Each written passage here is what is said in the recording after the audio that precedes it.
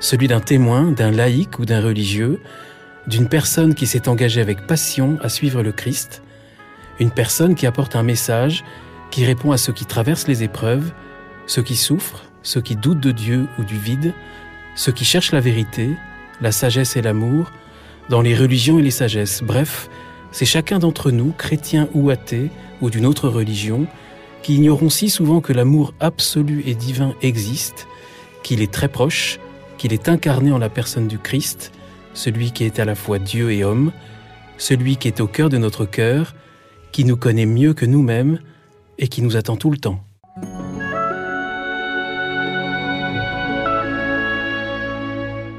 Bonjour aux auditeurs de ZTO, je suis Guillaume Devoux.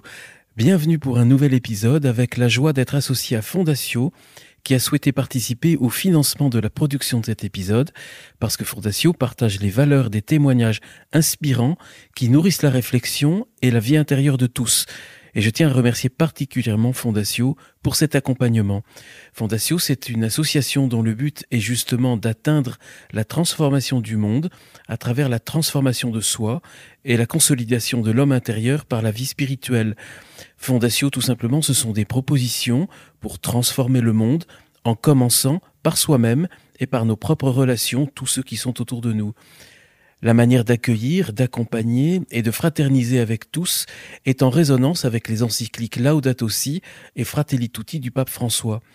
Fondatio a à cœur d'accompagner notamment la jeunesse en proposant des espaces où les jeunes peuvent se construire humainement, développer des relations vraies et trouver leur vocation pour construire un monde plus juste et plus humain. Alors cette année, en juillet, Fondatio organise les camps Réussir sa vie, qui accueilleront les 14-18 ans dans les Alpes, et en août, le forum Acteurs, qui rassemblera près d'Angers des 18-30 ans en quête de sens et désireux d'être acteurs de changement. En cette période où nous entrevoyons encore péniblement la fin de l'épidémie, je suis convaincu que les propositions de Fondatio sont essentielles pour la jeunesse.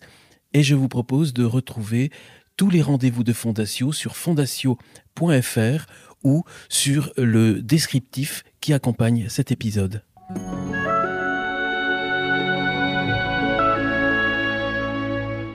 J'ai la joie de retrouver aujourd'hui Monseigneur Benoît de Sinetti, quelques mois après votre première participation à ZTO. Monseigneur Benoît de Sinetti, bonjour. Bonjour Guillaume. Monseigneur Benoît de Sinetti, merci de tout cœur d'avoir accepté cette nouvelle invitation et pour votre présence à ce micro, quelque temps avant votre départ de Paris. Oui, c'est ça. Je pars probablement courant août pour une mission de curé. Un nouveau challenge. Être curé dans une ville que je ne connais pas, oui. À Lille, dans un diocèse donc, que je ne connais pas non plus. Donc c'est une belle aventure qui m'enthousiasme profondément. Oui. Vous y êtes déjà allé un petit peu en reconnaissance? Moi, j'y suis allé bien sûr rencontrer l'évêque, rencontrer les équipes pastorales, les prêtres auxquels je vais succéder, et j'ai été accueilli. L'accueil des gens du Nord est à la hauteur de la réputation qu'ils en ont. Alors on se reverra peut-être parce que ZTO et puis le deuxième podcast que je viens de lancer, Bethesda, a une forte présence. Ah ben, je m'en réjouis. À Lille et tout autour de Lille. Monseigneur Benoît de Sinetti, je suis très heureux de pouvoir vous rencontrer.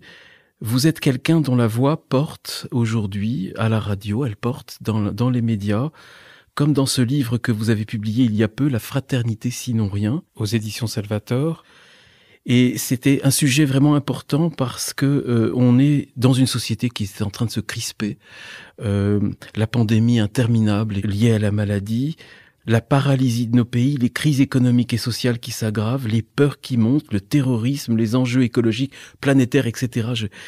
J'ai presque dit tous les mots principaux. La fraternité sinon rien, est-ce que c'est pas de plus en plus utopique dans le monde actuel? C'est un peu la question que je vous avais posée il y a quelques mois, mais là, ça paraît encore plus utopique que ça ne l'était. Il y a déjà 6 mois. Ça va vite en ce moment. Encore plus utopique ou encore plus essentiel peut-être. En fait, je pense que quand tous les artifices disparaissent les uns après les autres, quand toutes les lumières de lampions s'éteignent les unes après les autres, reste l'essentiel. Voilà. Quand la fête est finie, reste l'indispensable, l'essentiel. Et l'essentiel, c'est quoi? C'est que vous, moi, nous sommes sur cette terre, nous sommes vivants. Qu'est-ce que nous avons à vivre ensemble? Pourquoi cette terre est-elle créée? Pourquoi est-ce que nous sommes là? Voilà. Est-ce que c'est pour nous goinfrer? Est-ce que c'est pour jouir sans entrave? Est-ce que c'est pour aller toujours plus haut, toujours plus loin, toujours plus grand? Voilà. Ou bien est-ce que c'est pour autre chose? Et si la réponse à ça, c'était de revenir à la question de la fraternité.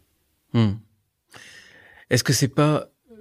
Moi, je suis tenté à l'heure actuelle d'écouter les sirènes d'un certain conservatisme et d'un certain repli sur soi. Je vous avoue que je suis peut-être plus réceptif, et je suis pas le seul certainement, au message de ceux qui prônent la sortie de l'Europe, qui prônent le non-immigration. Et c'est vrai qu'à côté, votre message, qui relaie en grande partie, si je puis me permettre, celui du pape François, notamment sur les questions de fraternité, mais d'abord d'immigration, paraît quand même irréaliste.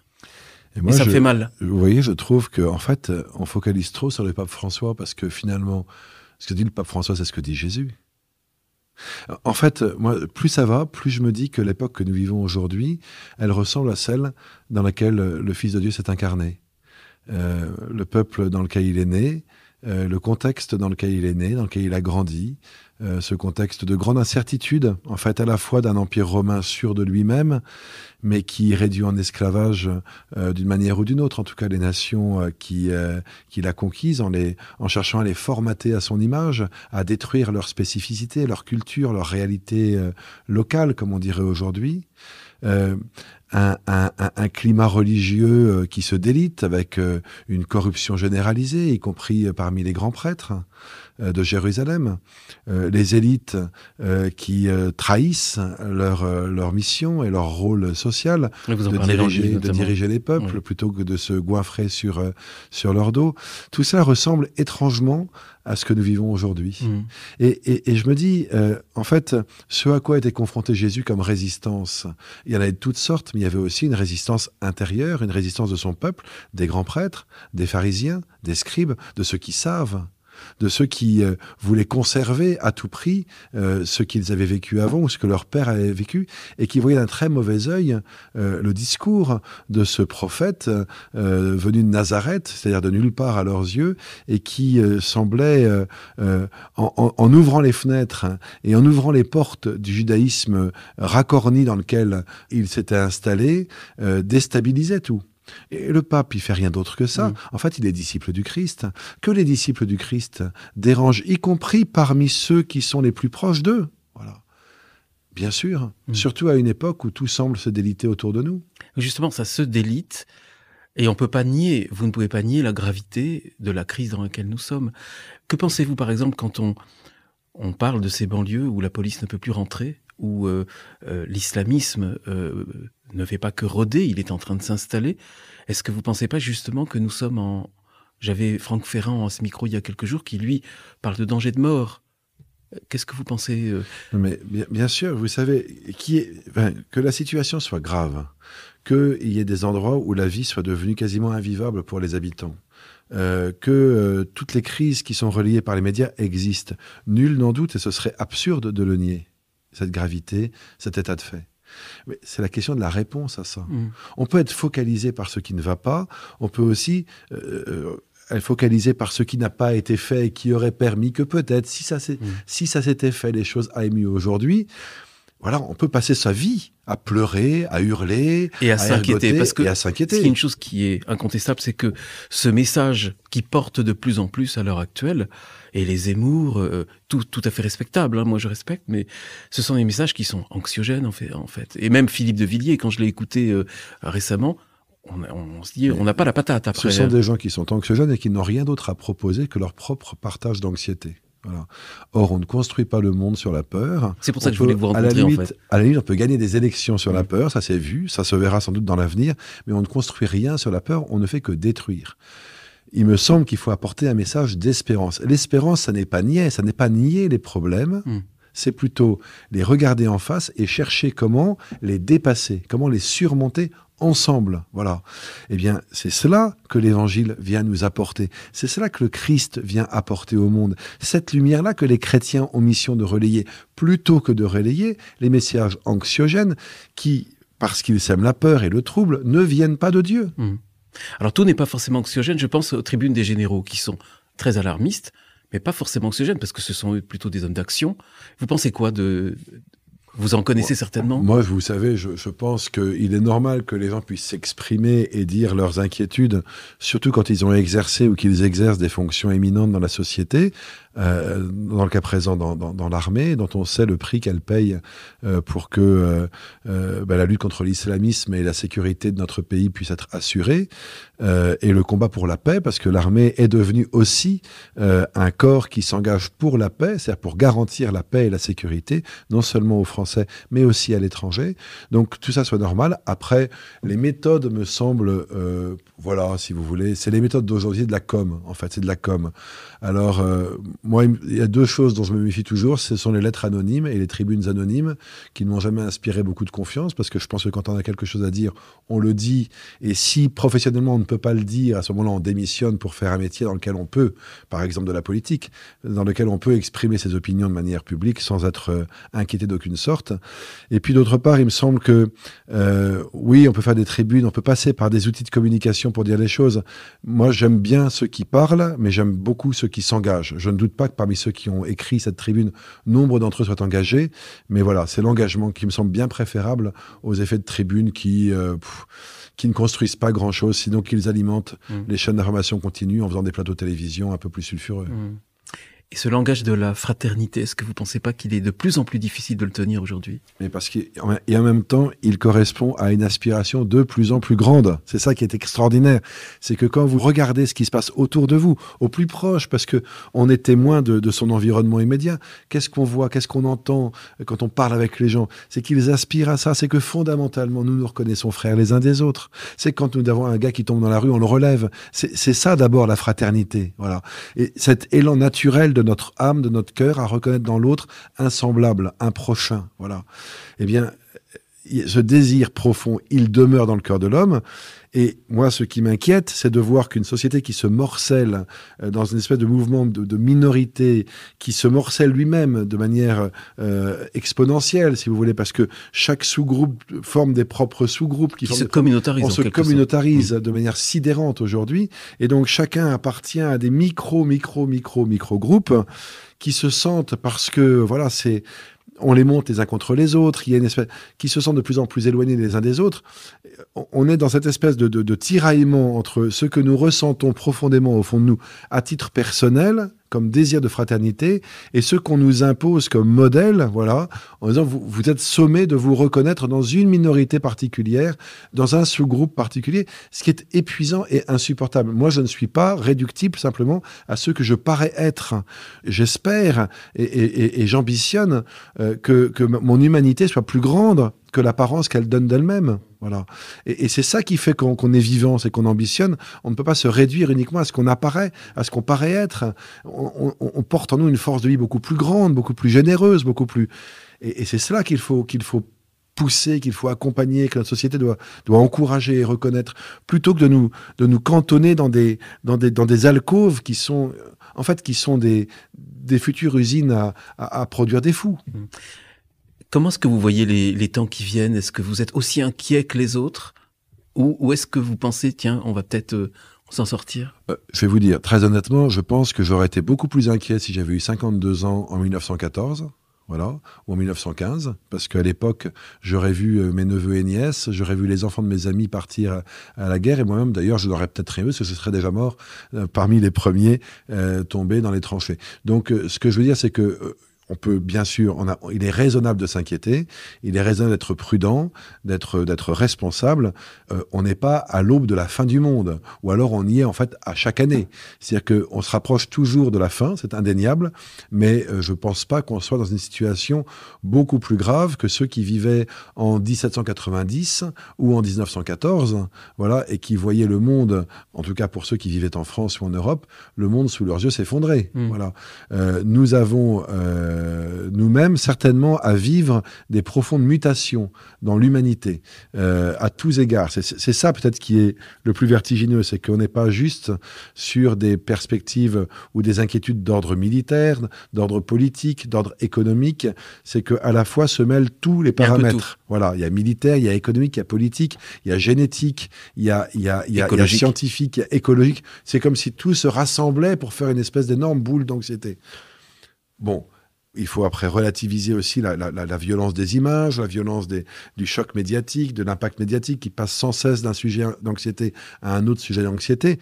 Je pense qu'il faut être raisonnablement, non pas inquiet, mais vigilant et travailler. C'est-à-dire qu'évidemment, il faut travailler pour pouvoir construire ce monde dans lequel, qui s'ouvre à nous, voilà, et ne pas le subir. Voilà. La grande difficulté aujourd'hui, le grand enjeu devant lequel nous sommes, c'est ce qui se passe là aujourd'hui. Est-ce que nous allons le subir ou est-ce que nous allons travailler pour construire quelque chose? Si nous le subissons, alors nous ne pouvons pas nous plaindre. Après tout, nous serons des robots. Et puis voilà. Non, il y a à construire quelque chose. Et cette construction, c'est pas d'abord des grands projets pharaoniques, hyper technologiques, etc. Cette construction, c'est la fraternité. J'y reviens. C'est vraiment cette fraternité que nous avons à construire aujourd'hui, les uns avec les autres. Est-ce que vous croyez que le christianisme a encore une chance ? Parce qu'en fait, le christianisme, il vit deux crises. Il vit une crise structurelle, institutionnelle, avec la crise que connaît l'Église, crise à répétition due à la chute des vocations, les scandales sexuels, etc. Puis il y a une autre crise que vous pointez dans votre livre, c'est le fait que le repli sur soi, le fait de se couper du vulnérable, nous coupe du Christ. Ce qui est intéressant. Est-ce que vous pensez que ça va revenir ? Vous savez, des choses très simples. Hein. On peut avoir toutes les opinions qu'on veut sur, par exemple, la question des migrants. Mais enfin, il me semble que ceux qui sont si généreux dans leurs paroles et dans leurs projets pour promouvoir une nouvelle évangélisation devraient quand même s'interroger sur leur peur de pouvoir annoncer l'évangile à des hommes qui viennent et qui ne le connaissent pas. C'est des choses aussi basiques que ça qu'il faut aussi dire. Aujourd'hui, on a des hommes et des femmes qui viennent dans notre société. Certains sont chrétiens, d'autres ne le sont pas. Ils viennent d'autres pays, d'autres cultures. Et à eux, nous refuserions l'idée même de pouvoir annoncer le Christ. Mais est-ce qu'on a les moyens de leur annoncer le Christ ? Mais on a les moyens. On a tous les moyens d'annoncer le Christ. Vous les avez, je les ai. Par notre humanité, par ce que nous sommes, par notre foi. Pas besoin d'avoir des millions de dollars, d'avoir je ne sais quel moyen technologique ou matériel. C'est notre foi qui est le moyen. L'arme qui est donnée aux chrétiens, c'est la foi, l'espérance et la charité. C'est pas des armures en Kevlar, c'est pas des lasers, c'est pas des intelligences artificielles. C'est la foi, l'espérance, la charité. Ces moyens-là, tout baptisé les a. Eh bien, qu'ils les usent, qu'ils les utilisent, parce qu'ils ne s'useront jamais. C'est le problème des élites dont vous parliez tout à l'heure. Les élites, je vous cite dans votre livre, au XXe siècle, elles avaient tout intérêt à régler les problèmes des pauvres parce qu'ils étaient militairement et économiquement vitaux. Au XXIe siècle, la stratégie la plus efficace pourrait être de se débarrasser des classes populaires et de pans entiers des classes moyennes pour permettre aux plus riches de vivre à fond. Oui, mais on voit bien ce qui se passe dans notre pays, sans avoir un jugement politicien sur un phénomène qui se produit depuis 30 ans, où on voit par exemple la détérioration spectaculaire des services publics, non pas à Paris, évidemment, non pas à Lyon, non pas à Marseille, non pas à Lille, mais dans ce qu'on appelle la province, les régions, les petites et moyennes villes, les zones rurales. Où est l'égalité devant les soins des Français ? Où est l'égalité devant la justice des Français ? Où est l'égalité devant l'éducation des Français ? Elle en a pris un sacré coup, cette égalité-là. Voilà. Eh bien, ça, il y a quelque chose qui est, à mon avis, très problématique, c'est que ce délitement du service public, qu'est-ce qu'il dit ? Eh bien, il manifeste une coupure de plus en plus forte entre ceux qui gouvernent, ceux qui ont, voilà, et ceux qui sont gouvernés, ceux qui n'ont pas. Voilà. Parce que le lien qui unissait les puissants aux petites gens, comme on dit, c'était les services publics. C'était cette capacité de dire, nous n'avons pas tous les mêmes moyens, nous ne vivons pas tous dans les mêmes endroits, mais nous avons tous un certain nombre de droits qui sont communs et qui sont protégés. Voilà. La disparition de ces services publics, leur détérioration, elle pose une vraie question sur l'égalité entre les uns et les autres, et elle manifeste une coupure mentale. C'est pas juste une coupure technique, c'est une coupure mentale qui fait que ceux qui nous gouvernent ont perdu de vue l'importance de ce lien au peuple. Voilà. Mais là encore, c'est pas un jugement sur ceux qui nous gouvernent aujourd'hui, parce que c'est pas d'hier, ça fait 30 ans que ça a commencé cette histoire-là. Donc tous les partis politiques sont co-responsables de cette situation.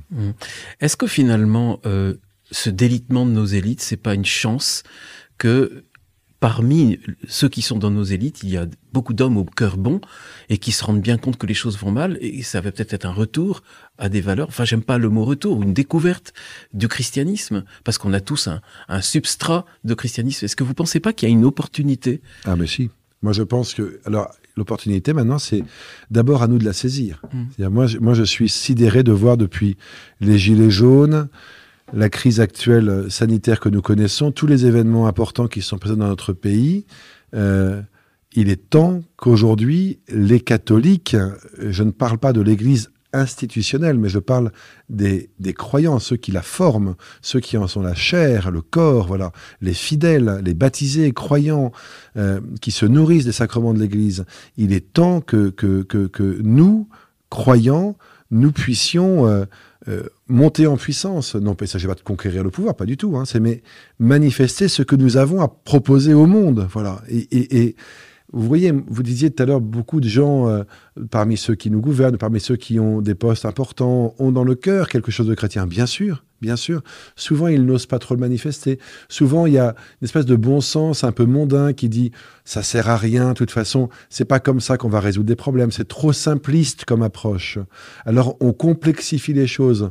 Mais est-ce que vous pensez raisonnablement qu'en complexifiant comme on le fait, on résout les problèmes? Regardez la crise sanitaire.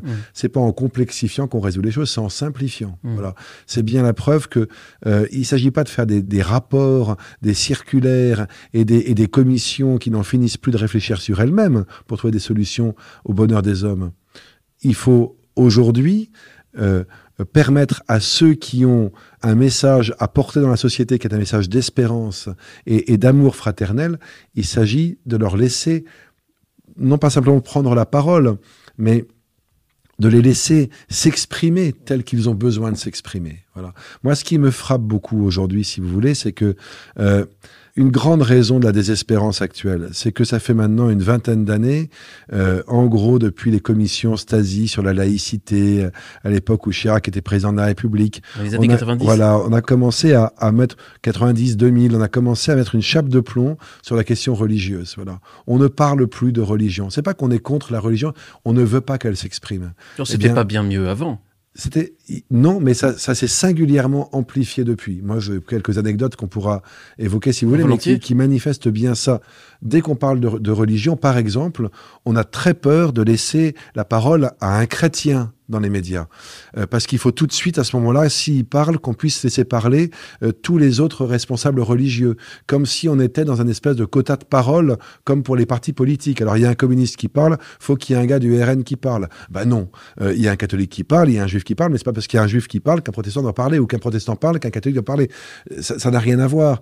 Et on voit bien qu'aujourd'hui, il n'y a plus de représentants de la foi invités dans des grandes émissions religieuses, politiques. Alors, si vous en avez sur les radios le jour de Pâques ou de Noël, parce que comme les hommes politiques se reposent, il faut bien trouver des remplaçants pour les grandes émissions politiques. Mais autrement, il n'y a pas. À l'époque de ces grandes émissions, 7 sur 7, L'heure de vérité, etc., vous aviez le cardinal Lustiger, le cardinal de Courtrai, vous aviez des grands évêques qui étaient invités là pour parler. Aujourd'hui, pourquoi les représentants des grandes religions ne sont plus invités? C'est pas parce qu'on n'aime pas la religion, c'est parce qu'on a peur de dire « Oh là là, on va dire qu'on s'est fait récupérer par les cathos ou par les juifs ou par les protestants ». C'est absurde. C'est absurde.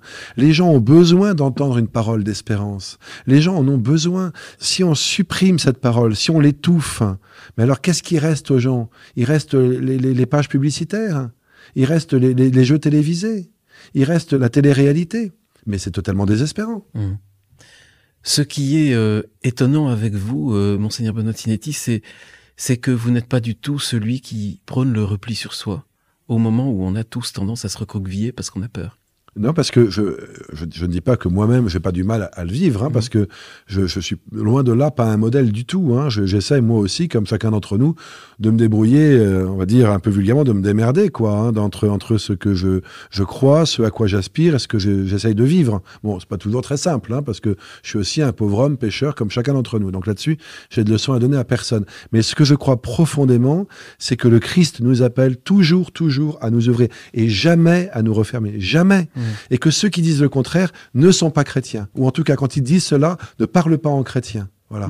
Et que moi, ce qui me navre, c'est que dans des discours de repli, de peur et d'inquiétude, des chrétiens vont s'engouffrer, pensant, parce que ceux qui les tiennent donnent l'impression de parler comme chrétiens ou de représenter je ne sais quel idéal d'une France chrétienne, mais en fait, c'est du Canada Dry. En fait, ça n'est pas ce qu'ils représentent. En fait, ils ne sont pas ce qu'ils disent être. Ils ne sont pas. Parce que le prophète, c'est celui qui parle d'ouverture, non pas d'ouverture démagogique, mais d'ouverture d'horizon, d'ouverture du cœur, pas de repli, pas de peur, mais de confiance dans le Seigneur, qui nous donne la force d'affronter ce que nous avons à affronter. Voilà. Et c'est lui qui est notre force. C'est lui seul qui est notre force. C'est pas les patrouilles de police, c'est pas, même si elles sont importantes et indispensables, c'est pas les contrôles douaniers, même s'ils sont certainement nécessaires, c'est pas les lois, même si elles sont indispensables, mais c'est le Christ qui est notre force. Dans les temps que nous vivons, vous dites que cette pandémie, c'est un grand basculement, qu'elle est très révélatrice parce qu'en fait, ça a donné lieu à des changements. Vous décrivez des scènes dans les rues de Paris qui sont, dans votre livre, qui sont vides. Ce grand basculement, il est en même temps dangereux parce qu'il nous a fait oublier. Vous dites que, par exemple, il y a des scènes terribles sur l'île de Lesbos où les migrants ont été complètement livrés à eux-mêmes, abandonnés.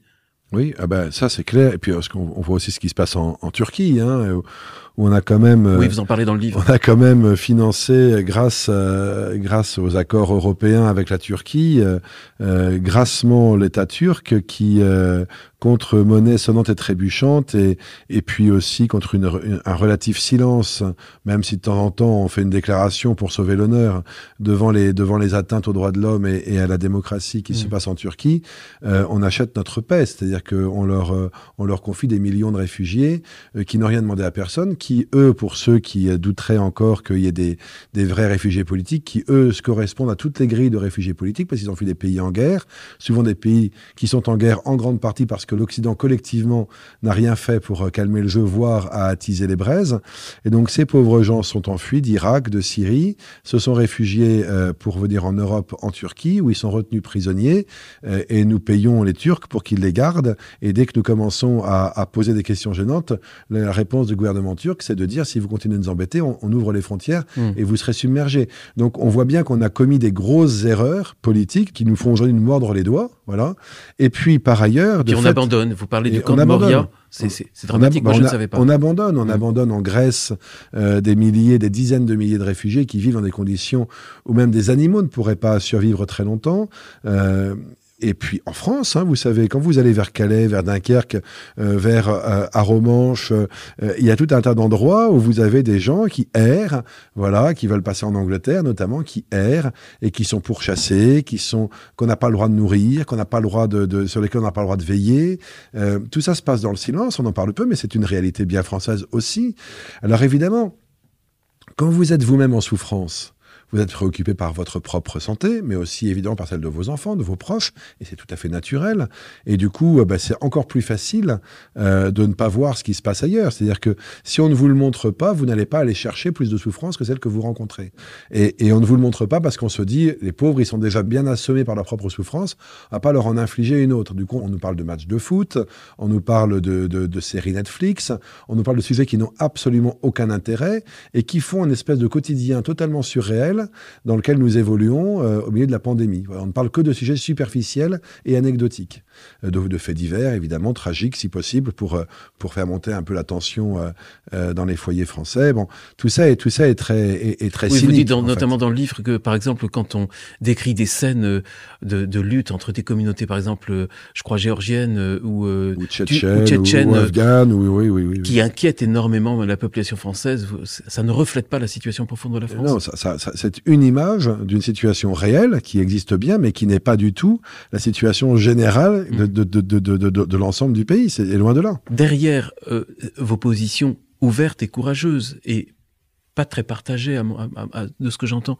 sur les questions de la migration, de l'immigration, et qui sont pour moi très proches de ce que dit le pape François, est-ce que vous ne craignez pas, qu'est-ce que vous pensez de ceux qui disent que par derrière, il y a une islamisation, un véritable danger de l'islamisation de la France? Je vais vous dire, l'islamisation, à mon avis, je ne suis pas du tout un expert, mais il me semble que les deux principaux facteurs d'islamisation, premièrement, c'est le fait que des familles installées en France depuis une, deux ou trois générations n'aient toujours pas le sentiment d'être françaises. C'est un vrai problème, sans doute en grande partie de leur faute, mais probablement en petite partie de la nôtre aussi. Voilà, c'est-à-dire la ghettoisation des migrants dans les années 60, 70, dans des cités. Il y a un courant très fort dans l'opinion française en ce moment qui dit, bon, il y en a marre qu'on demande tout le temps pardon. Non, mais il ne s'agit pas de demander pardon. C'est pas une question... tout le temps. Non, c'est pas une question de pardon, c'est une question de reconnaître des erreurs. Moi, je n'ai pas de pardon à demander à quiconque là-dessus, j'y suis pour rien, et mes parents non plus, je veux dire. Mais c'est un fait. Voilà, c'est un fait qu'on a, en fait, on a, si vous voulez, on a commis, je pense, un péché grave, une faute politique grave, qui est d'avoir permis que le prolétariat, ou ce qui tient lieu de prolétariat aujourd'hui en France, n'est pas simplement une classe sociale, mais aussi à épouser une religion. Et là, c'est une vraie difficulté. Quand vous aviez un prolétariat ouvrier, voilà, qui se retrouvait dans le Parti communiste notamment, et qui était composé d'ouvriers qui travaillaient dans les usines diverses et variées, anciennement paysans, devenus ouvriers, très bien. C'était un rapport de force dans une société entre les uns et les autres. Quand vous avez aujourd'hui un prolétariat qui n'est plus lié à un monde du travail particulier, mais à un milieu social et à des zones géographiques qui en plus se recoupent sur une même religion, voilà. Et quand vous faites que l'islam devient la religion des damnés de la terre, dans l'imaginaire des banlieues, eh ben, là, vous allez au-devant de graves problèmes. La grande faute sociale depuis 50 ans, c'est que nous n'avons pas su constituer en France une petite bourgeoisie musulmane. Nous n'avons pas su constituer une élite musulmane. Nous avons des Français musulmans qui ont réussi, et c'est très bien, mais de manière infinitésimale. Voilà. Et il n'y a pas de bourgeoisie musulmane. Parce qu'on sait bien, sociologiquement, que c'est la bourgeoisie, en fait. C'est la capacité à pouvoir s'enrichir, à pouvoir vivre mieux, qui fait que le corps social s'équilibre aussi. Voilà.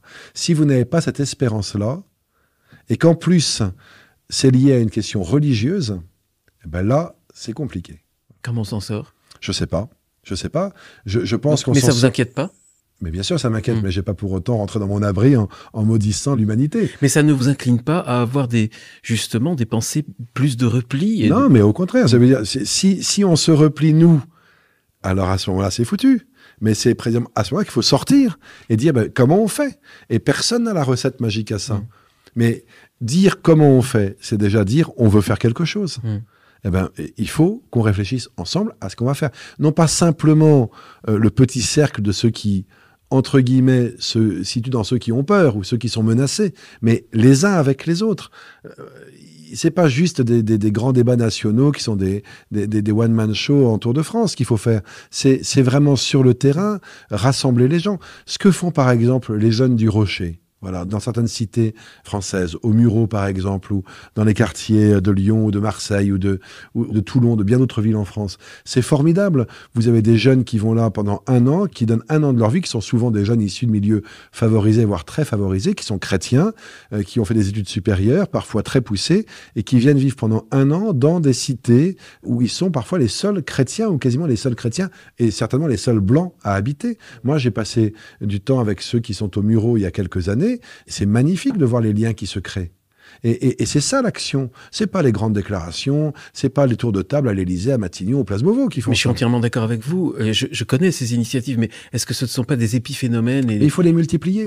En fait, si vous voulez... On a l'impression, je comprends très bien et je partage, mais j'écoute aussi pas mal d'auditeurs de ZTO qui réagissent aussi. Et puis ce qui se passe dans les médias, il y a peut-être des solutions, mais c'est peut-être trop tard. Non, c'est pas trop tard.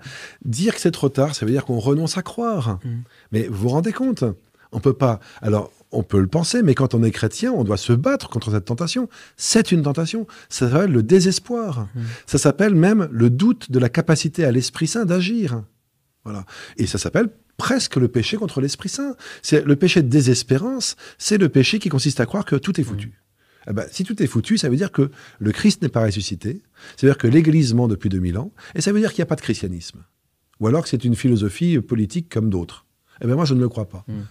Et je pense que non pas tant qu'il y a de la vie, il y a de l'espoir, mais tant qu'il y a des chrétiens, il y a de l'espérance pour le monde. Et si les chrétiens se terrent comme les autres, eh ben, ça veut dire qu'il n'y a plus de chrétiens. Voilà.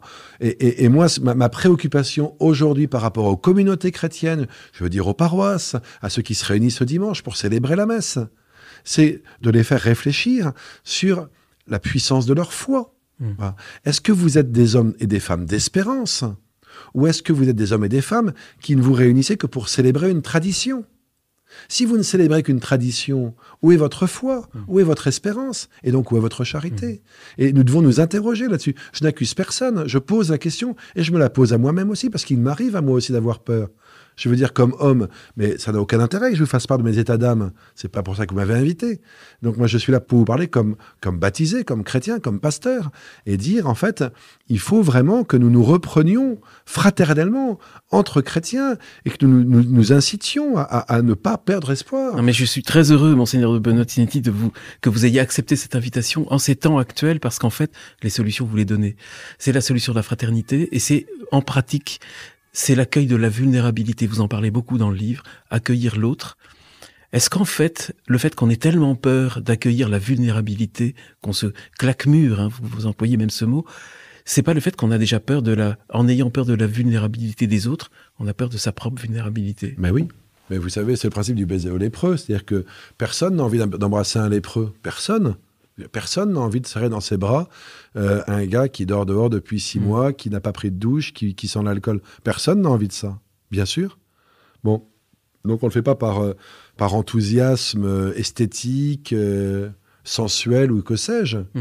Mais précisément, le Christ nous invite à le suivre sur un chemin qui est un chemin qui n'est pas le chemin des hommes, qui n'est pas le chemin du monde, qui est un autre chemin, qui est le chemin de la fraternité, qui est de reconnaître en tout homme Dieu qui est présent pour moi. Voilà. Et en fait, en reconnaissant dans l'autre un homme, une femme que j'ai à aimer malgré les apparences, ou plutôt au-delà des apparences immédiates, Dieu ainsi permet que mon cœur s'ouvre. Et plus mon cœur s'ouvre, plus mon cœur se dilate, plus il ressemble au cœur de Dieu. Et plus moi-même je suis transfiguré à l'image et à la ressemblance de mon Créateur.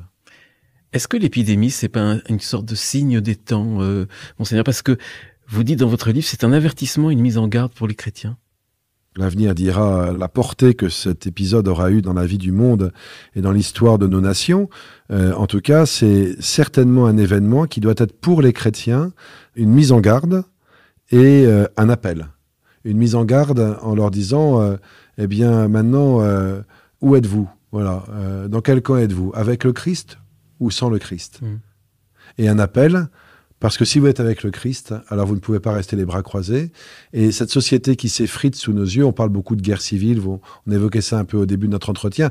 Il n'y a pas de guerre civile. La guerre civile, c'est un bloc qui s'affronte. On n'en a jamais autant parlé. Hein. Oui, mais enfin, des dangers que c'est imminent. La guerre civile, c'est la Révolution française. C'est les bleus contre les blancs. Vous n'y croyez pas trop. Mais il y a, où sont les bleus, où sont les blancs? Je veux dire, il n'y a pas 2 camps qui s'affrontent. Il y a un État qui se délite.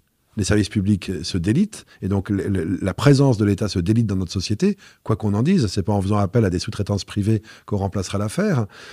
Qu'il y ait un délitement de l'autorité, c'est indéniable, et c'est sans doute lié à un certain nombre d'événements qui se sont produits depuis 50 ans dans notre pays et dans notre société.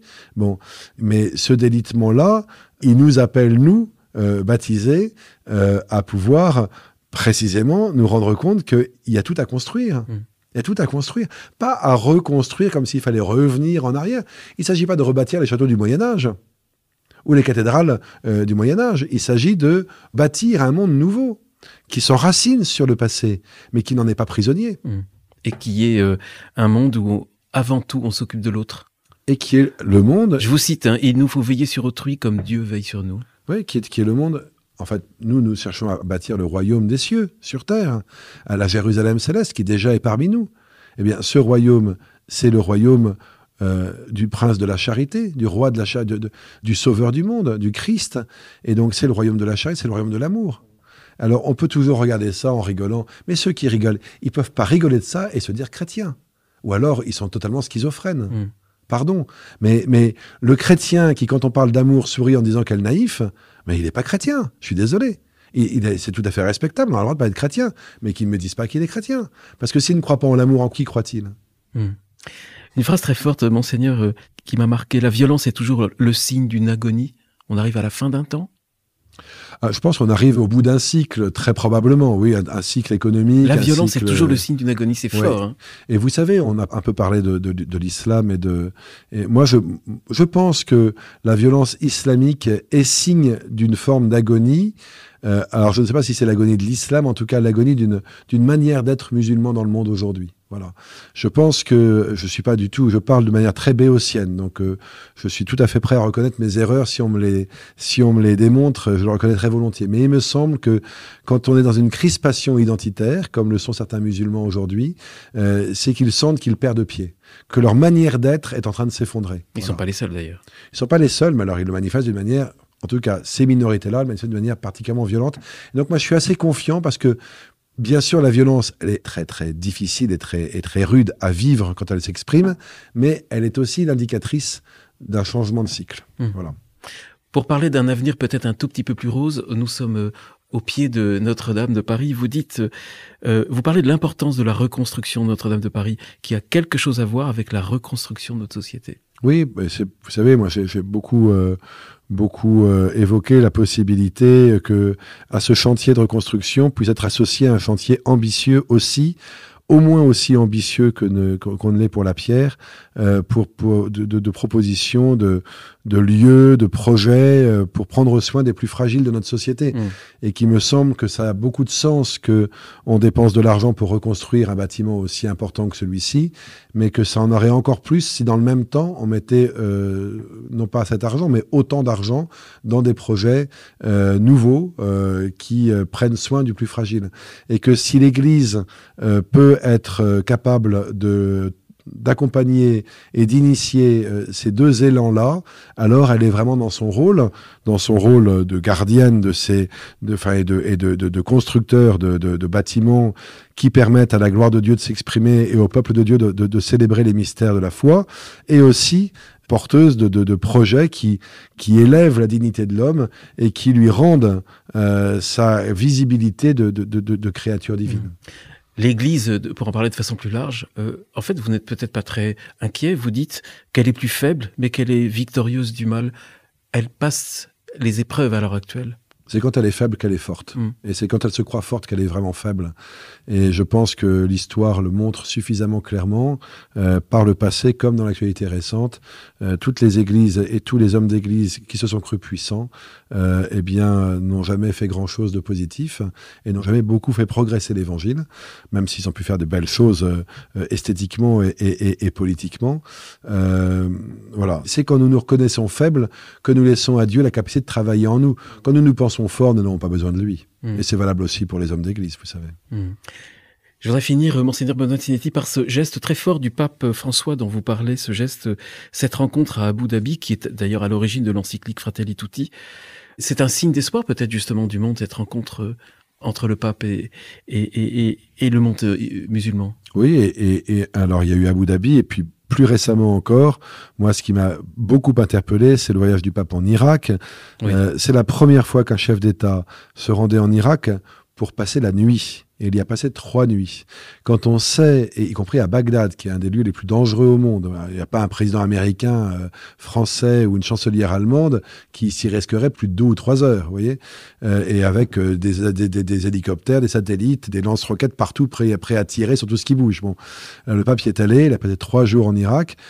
Quand on sait la place de l'hospitalité dans la culture locale, que le chef de l'Église catholique puisse se rendre en terre musulmane, c'est quand même une terre musulmane, même s'il y a évidemment des églises chrétiennes très anciennes et très vivantes, mais c'est quand même une terre majoritairement musulmane, que le chef de l'Église catholique puisse se dire « Je vais chez vous, musulmans, parce que je crois que nous sommes liés par la fraternité humaine et je n'ai pas peur d'accepter votre hospitalité parce que je sais qu'avec vous, je ne crains rien. » Ça a un poids, une force symbolique extraordinaire, et je pense que cet acte-là a plus fait pour permettre aux chrétiens en Irak et au Moyen-Orient de se sentir reconnus par leurs voisins musulmans que bien des déclarations et bien des rodomontades.